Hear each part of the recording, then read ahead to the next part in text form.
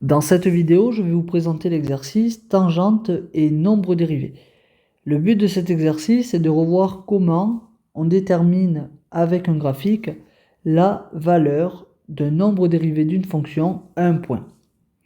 Dans cet exercice, on considère donc une fonction f définie et dérivable sur R dont la courbe C est tracée ici en bleu. On considère une droite grand T, ici tracée en vert, qui est la tangente à la courbe C au point A de coordonnées 2, point virgule, moins 2,44. C'est-à-dire au point de la courbe d'abscisse 2.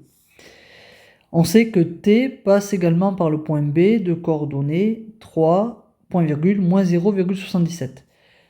Avec tous ces renseignements, il s'agit donc de calculer ici la valeur de f' de 2 arrondie au dixième. Alors, petit rappel sur le vocabulaire. f' de 2, c'est ce qu'on appelle le nombre dérivé de f en 2. Il s'agit donc ici, à l'aide du graphique et des renseignements fournis par l'énoncé, de calculer le nombre dérivé de f en 2. Et pour cela, nous allons utiliser une propriété du cours qui dit que graphiquement, le nombre dérivé en 2, f' de 2, est le coefficient directeur de la tangente ACF au point d'abscisse 2. Donc ici, la tangente à la courbe au point d'abscisse 2 est la droite grand T. Ainsi, d'après la petite propriété que nous venons de rappeler, f' de 2 représente le coefficient directeur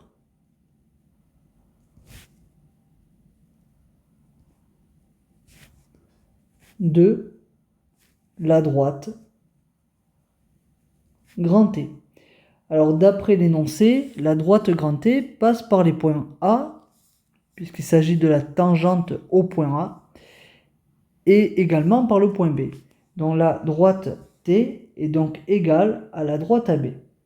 Ainsi, pour calculer f' de 2, on veut donc calculer le coefficient directeur de la droite AB. Et pour cela, nous allons utiliser la formule que vous avez vue en seconde.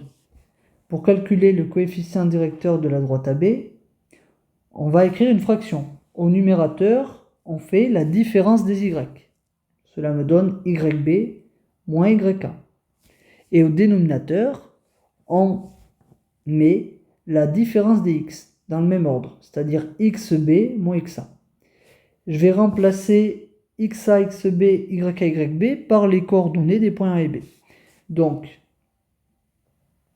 yb est égal à moins 0,77 moins yk qui me donne moins 2,44, donc attention à ne pas oublier ici le moins. Et enfin, xb me donne 3 moins xa qui vaut 2.